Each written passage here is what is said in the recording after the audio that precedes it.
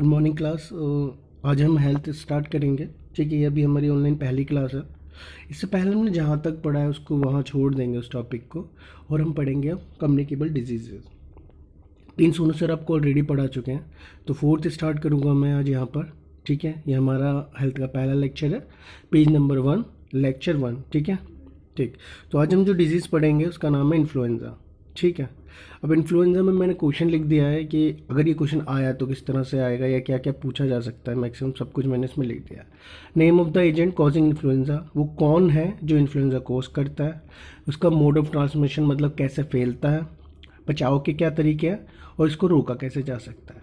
ठीक है, name the agent causing influenza, describe the mode of transmission, prevention and control of influenza. ठीक, तो चलिए स्टार्ट करते हैं। इन्फ्लुएंज़ा, इन्फ्लुएंज़ा होता क्या है और इन्फ्लुएंज़ा कॉज कौन करता है। ठीक है, तो कॉजेटिव एजेंट पढ़ लेते हैं इन्फ्लुएंज़ा में। It is an acute infection of respiratory tract cause by influenza virus ABC।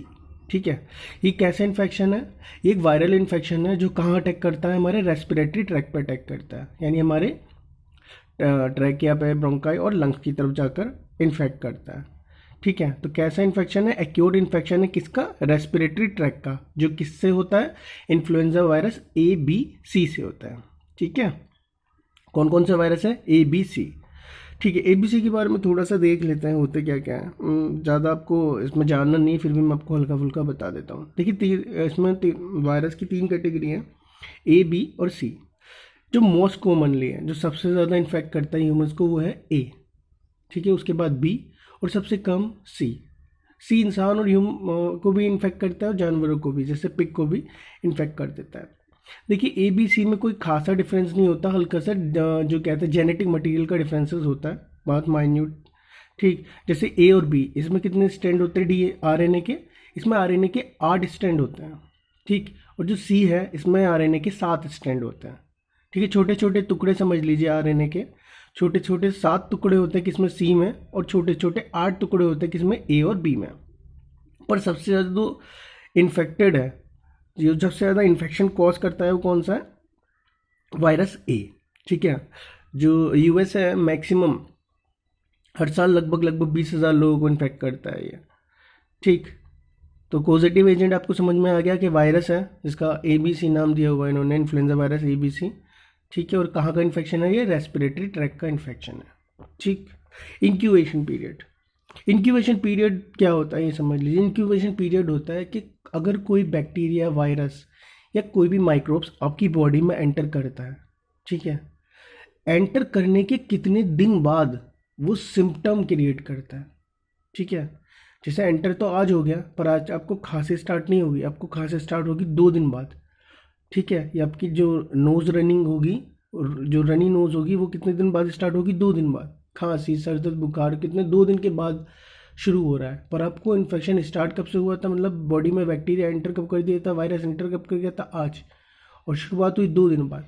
तो बैक्टीरिया, वायरस या कोई भी माइक्रोब्स के एंटर करने के बाद कितने दिन बाद सिम्टम आते हैं, वो जो पीरियड होता है कि एंटर करने के बाद सिम्टम आने का जो टाइम होता है, इस पीरियड को हम बोलते हैं इंक्यूबेशन पीरियड। ठीक है, जैसे आज एंटर करा और 3 दिन बाद आपको इन्फेक्शन हुआ, तो इसका इंक्यूबेशन पीरियड क्या है? 3 दिन।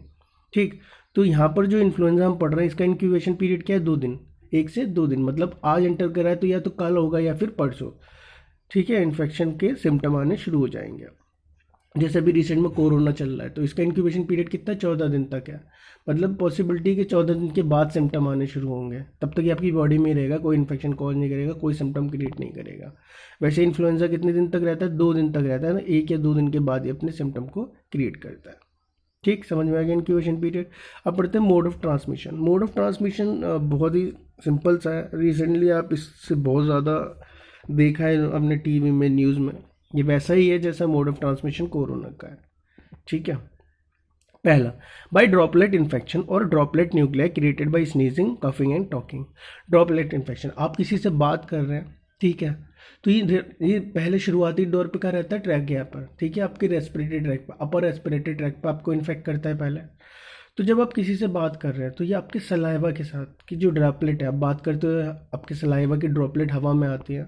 ठीक है, उस अगर वो ड्रॉपलेट किसी और को इनहेल हो जाए, ये किसी और की बॉडी में एंटर कर जाए सांस के साथ या फिर सलाइवा के साथ, तभी इन्फेक्शन हो जाता है। या फिर आप छींक है, खांस है, ये बात करते हुए थूक आपका, ये सलाइवा की ड्रॉपलेट है, ये अगर आप किसी और की बॉडी में चली जाती हैं तो ये वहाँ पर जाकर उसको इन्फेक्ट कर देता है। ठीक है, मतलब आपका वायरस ड्रॉपलेट में है, वो ड्रॉपलेट किसी और की बॉडी में अगर एंटर कर जाएगी थ्रू रेस्पिरेटरी ट्रैक तो ये उसको इन्फेक्ट कर देगी। ठीक है, बाय डायरेक्ट कॉन्टैक्ट, अगर आपने मानिए खांसा, ठीक है, कफिंग की, तो आपने अपने हाथ पर ही आपके कहीं ना कहीं ड्रॉपलेट तो आ ही गई होगी। आपने हाथ लगाया खांसने के बाद, या आपकी बॉडी पे सलाइवा है, अपने मुंह पर आपने हाथ लगाया, आपके हाथों में सलाइवा आ गया, आपने किसी से हाथ मिला लिया, ठीक, या किसी को छू लिया, फिर उसने अपनी बॉडी को वहाँ छुआ और वो जो वायरस था उसकी बॉडी में उसके हाथ के थ्रू एंटर कर गया, तो डायरेक्ट कॉन्टैक्ट में भी ये फैल सकता है। सिंपल है, आपने खांसा, अपने अपने हाथ पे कहीं सलाइवा लगा और आपने किसी चीज़ को छू लिया, फिर वही छुई चीज़ किसी और ने छू ली, तो ये वायरस आपकी बॉडी से सीधा उसकी बॉडी में चला जाता है। ठीक है, ठीक। Through article recently use by patient, ऐसे आर्टिकल जो पेशेंट ने अभी रिसेंटली यूज़ किए थे, जैसे कि आपकी बेडशीट हो गई, आपकी खाने की प्लेट हो गई, या कप हुआ, ग्लासेस हुआ, ऐसी चीज़ जो पेशेंट ने छुई थी या इस किसी भी तरह से पेशेंट के सलाइवा के टच में आई थी, तो अगर ऐसी चीज़ अगर कोई दूसरा इस्तेमाल करता है तो ये उसको भी फैल सकता है। मानिए आपने खांसा बेडशीट में या आपने छींक दिया बेडशीट में, अभी बेडशीट किसी और ने यूज़ कर ली, तो वायरस इतनी जल्दी ख़त्म नहीं होता है। ठीक है, उनका जो रहने का टाइम है काफ़ी टाइम तक रहते हैं। तो अगर अब वो उसी में पड़ा हुआ है, जैसे आपकी बेडशीट में पड़ा हुआ है, या आपकी खाने की प्लेट, आपकी चम्मच या आपकी ग्लास में किसी तरह से आपके सलाइवा के टच में आई थी वो चीज़, तो उसमें भी लगा हुआ होगा। अगर वही कोई दूसरा इस्तेमाल कर लेगा उसके आर्टिकल को, यूज़ किए हुए चीज़ों को, तो ये उसको भी हो जाएगा। ठीक है, तो ये मोड ऑफ ट्रांसमिशन है। इसका मोड ऑफ ट्रांसमिशन, कोरोना का मोड ऑफ ट्रांसमिशन लगभग सिमिलर है। ठीक है, प्रिवेंशन, प्रिवेंशन कैसे कर सकते हैं? इन्फ्लुएंजा की वैक्सीन अवेलेबल है मार्केट में। ठीक है, तो आप वैक्सीन लगवा लीजिए और ये इन्फ्लुएंजा कंट्रोल हो जाए। अब देखिए कंट्रोल, इसको रोका कैसे जाता है? प्रिवेंशन का मतलब होता है इन्फ्लुएंजा हो ही ना, पहले ही आपने प्रिवेंट कर लिया अपने आप को। कंट्रोल होता है अगर हो गया है तो कैसे रोका जा सकता है। ठीक है, पहला है early detection and notification to the health authority. अगर आपको हो गया है तो आपको पता ही है 1 या 2 दिन में आपको इसके सिम्टम आने शुरू हो जाएंगे, तो आप डॉक्टर को दिखा लीजिए। जितनी जल्दी आप डॉक्टर को दिखा लेंगे उतनी जल्दी आपको पता चल जाएगा कि इन्फ्लुएंजा हुआ है।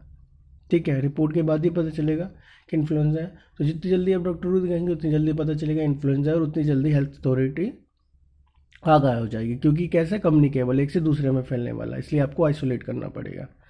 आइसोलेट कर देंगे जो भी सस्पेक्ट कैसा है। अगर आपका टेस्ट रिपोर्ट अभी तक नहीं आई तो आपको तब तक आइसोलेशन में रखेंगे जब तक आपकी टेस्ट रिपोर्ट नहीं आती। ठीक है, उसको पेशेंट को हम क्या कर देते हैं, आइसोलेट कर देते हैं। किसी भी एरिया में अगर आपको पता है कि जब कहीं किसी एरिया में ये इन्फ्लुएंजा फैला हुआ है तो वहाँ पे क्राउडिंग को मना किया जाता है। देखिए जितना भी मैं पढ़ा रहा हूँ ये सब कोरोना जैसा ही है, बस उसकी वैक्सीन अवेलेबल नहीं है। ठीक है, ये लगभग लगभग वैसा सही है जैसे कोरोना है, वैसा ही इन्फ्लुएंजा भी है। इसकी सिम्टम कंट्रोल, प्रिवेंशन सब कुछ वैसा ही है, बस उसकी वैक्सीन अवेलेबल नहीं। तो अब रिसेंटली जितना भी न्यूज़ में पढ़ा होगा, ओवर क्राउडिंग मत करो, आइसोलेट, क्वारंटीन, ये सब वैसा सही है। ठीक है, तो हम ओवर क्राउडिंग को मना करते हैं, ज़्यादा लोग इकट्ठे नहीं होते जब इन्फ्लुएंजा फैला होता है। देखिए, गार्गल विद नॉर्मल सलाइन, गले में आपकी खराश होगी, दर्द होगा, दुखन होगी, तो उसके लिए क्या करते हैं कि नॉर्मल सलाइन जो नमकीन पानी है उससे गार्गल करने के लिए बोला जाता है। ठीक है, इससे थोड़ी राहत मिलती है आपके गले को।